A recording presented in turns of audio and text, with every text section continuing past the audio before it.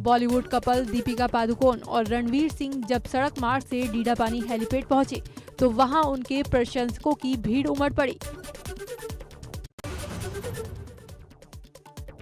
अल्मोड़ा के बिनसर की हसीन वादियों का 3 दिन तक लुत्फ उठाने के बाद वापस लौटे रणवीर दीपिका।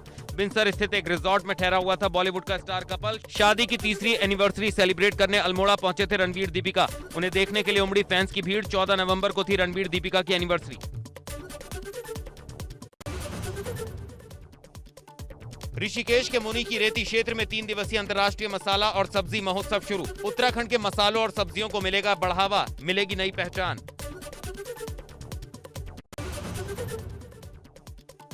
बद्रीनाथ धाम में पड़ रही कड़ाके की ठंड, सर्दी का सुबह शाम 3rd डिग्री टॉर्चर। जमने लगे नदी नाले और झील। बद्रीनाथ धाम में नदी नाले और झील जम चुके हैं और जमा हुआ पाला बेहद खूबसूरत कांच की तरह नजर आने लगा है। बद्रीनाथ धाम में रात का तापमान -4 डिग्री तक पहुंच गया है।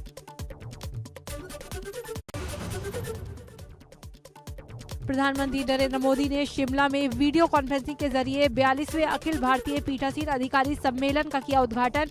पीएम मोदी बोले, हमें आने वाले सालों में देश को नई ऊंचाइयों पर ले जाना है। प्रधानमंत्री ने सम्मेलन में कहा, असाधारण लक्ष्य हासिल करने हैं, ये संकल्प सबके प्रयास से ही पूरे होंगे। सदन में आचार और व्यवहार सही होना चाहिए, ये हम सब की जिम्मेदारी है। पीएम मोदी बोले, ये सम्मेलन हर साल कुछ नए विमर्शों और नए संकल्पों के साथ होते हैं। हर साल इस मंथन से कुछ न कुछ अमृत निकलता है। ये भारत के लोकतांत्रिक विस्तार का प्रतीक है। प्रधानमंत्री ने इस दौरान वन नेशन वन लेजिस्लेशन का मंत्र भी दिया। उन्होंने कहा, एक ऐसा डिजिटल प्लेटफॉर्म पोर्टल बनाया जाए जिसमें सिर्फ संसदीय व्यवस्था की जानकारी मिल सके। सभी राज्य डिजिटल तकनीक पर काम करें। पीएम मोदी ने आगे कहा, डिबेट में मर्यादा का, गंभीरता का पूरी तरह से पालन हो।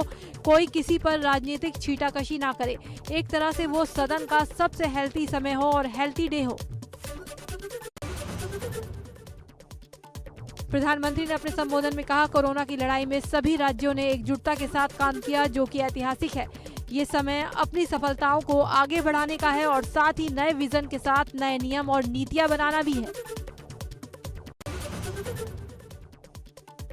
युगांडा की राजधानी कंपाला में 2 आत्मघाती हमलों में कम से कम 3 लोगों की मौत हो गई और 30 से ज्यादा लोग घायल हुए हैं। विस्फोट में 3 आत्मघाती हमलावरों के भी मारे जाने की खबर। आर्मीनिया और अजरबैजान के बीच सीमा पर सैन्य झड़पें हुई। दोनों देशों ने एक दूसरे को इसके लिए ठहराया दोषी। रूस और आर्मीनिया की रक्षा मंत्रालयों ने बताया, सीमा पर संघर्ष अब बंद। गिरावट के साथ शेयर बाजार की शुरुआत। सेंसेक्स 251 अंक लुढ़का, निफ्टी भी लाल निशान पर खुला। सेंसेक्स की शुरुआत 60,071 के लेवल पर हुई तो वहीं निफ्टी 64 अंक नीचे 17,934 के स्तर पर खुला।